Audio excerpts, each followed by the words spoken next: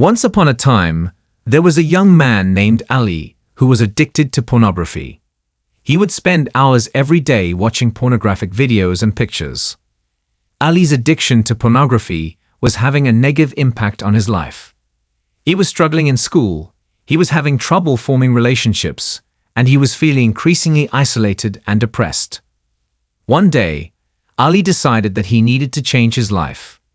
He knew that his addiction to pornography was destroying him, and he was determined to break free. Ali sought help from an Islamic scholar, who taught him about the dangers of pornography and how to overcome his addiction. The Islamic scholar explained to Ali that pornography is a form of zina, which is a major sin in Islam.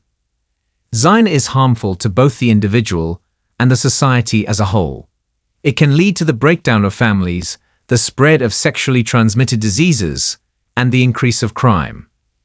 The Islamic scholar also explained to Ali that pornography is addictive because it stimulates the same pleasure centers in the brain as drugs and alcohol.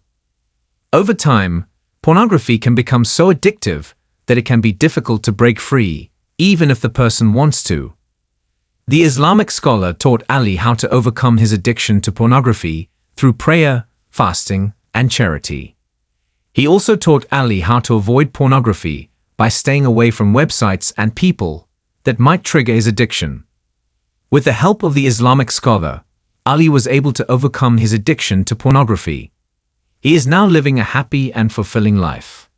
He is doing well in school, he has healthy relationships, and he feels close to Allah.